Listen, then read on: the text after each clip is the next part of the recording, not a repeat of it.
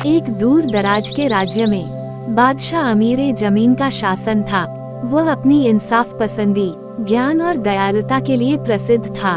उसका एक गरीब लेकिन बेहद वफादार दोस्त था जिसका नाम रहमत था। रहमत एक साधारण सिपाही था, परंतु उसकी ईमानदारी और बहादुरी ने उसे पूरे राज्य में प्रसिद्ध कर दिया था।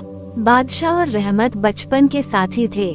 जब बादशाह महल का एक छोटा सा राजकुमार था, तब रहमत उसके साथ खेला करता था। दोनों में गहरी दोस्ती थी। बादशाह के पिता ने उन्हें सिखाया था, सच्चा दोस्त वही होता है जो हर कठिनाई में साथ दे। दौलत और ताकत इंसान को नहीं बचा सकती, लेकिन सच्ची दोस्ती इंसान को अमर बना देती है। रहमत का परिवार गरीब था। उसकी माँ बीमार रहती थी और उसकी छोटी बहन की शादी का सपना अभी तक अधूरा था, लेकिन रहमत ने कभी शिकायत नहीं की। उसका एकमात्र उद्देश्य था अपने दोस्त और अपने देश की रक्षा करना। एक दिन महल में एक अजीब घटना घटी। एक बूढ़ा फकीर दरबार में आया और बोला, अमीर ए जमीन, तुम्हारे राज्य के नीचे एक अनमोल खजाना छिपा हुआ है, लेकिन उस खजाने तक केवल वही व्यक्ति पहुंच सकता है जिसका दिल ईमानदार हो और जो लालच से मुक्त हो। बादशाह ने पूछा, वह खजाना क्या है? फकीर मुस्कुराया और बोला, वह खजाना एक तलवार है जो हर युद्ध में जीत दिला सकती है, लेकिन इस तलवार को वही उठा सकता है जो अपने राज्य और प्रजा से सच्चा प्यार करता हो और न्यायप्रिय हो। बादशाह ने तुरंत फैसला किया कि वह इस तलवार को ढूंढ कर लाएगा, लेकिन ये सफर आसान नहीं था।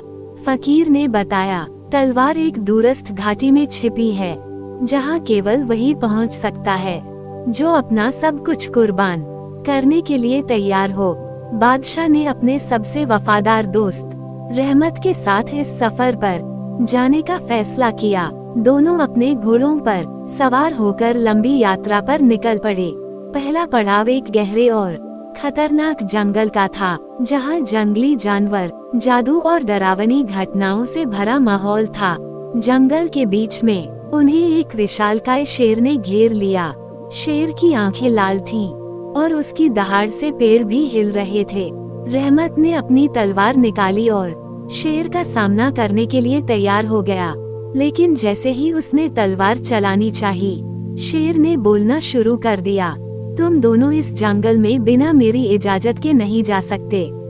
बादशाह ने शांत मन से कहा, हम इस जंगल से सिर्फ गुजरना चाहते हैं, हमें किसी से बैर नहीं। शेर बोला, अगर ऐसा है तो अपनी सच्चाई साबित करो। यहाँ से गुजरने के लिए तुम्हें अपने सबसे प्यारे खजाने की कुर्बानी देनी होगी।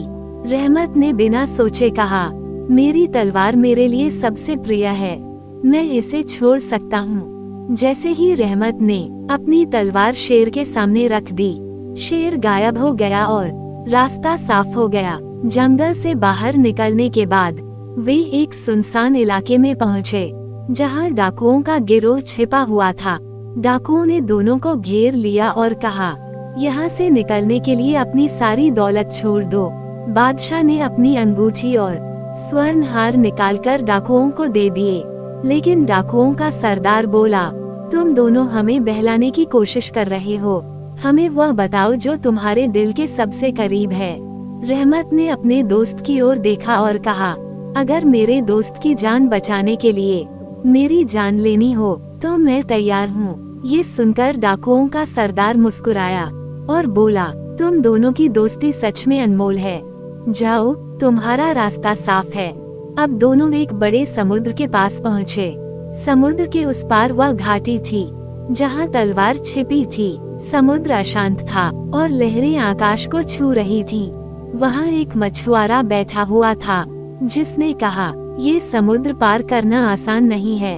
यहाँ एक ऐसा तूफान आता है जो केवल ईमानदार और निडर लोगों को ही बचने देता है।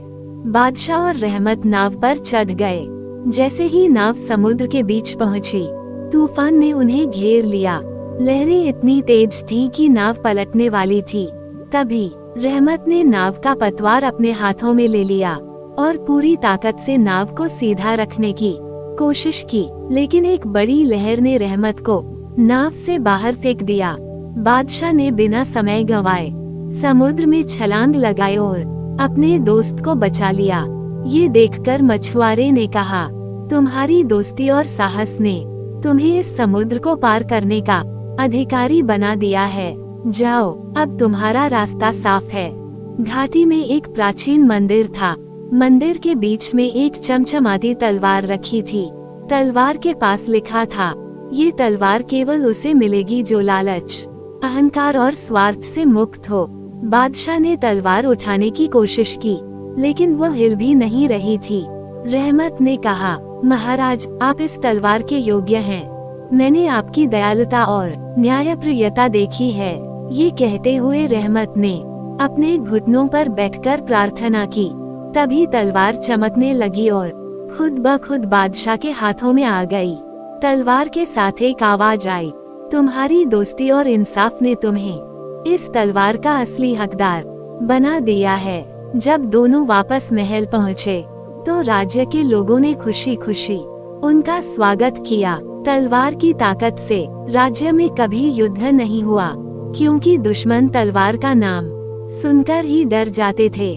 बादशाह ने रहमत को राज्य का सबसे बड़ा सलाहकार बनाया और उसकी बहन की शादी बड़ी धूमधाम से करवाई। तलवार पर एक संदेश लिखा था, सच्ची ताकत तलवार या दौलत में नहीं, दोस्ती, ईमानदारी और न्याय में होती है।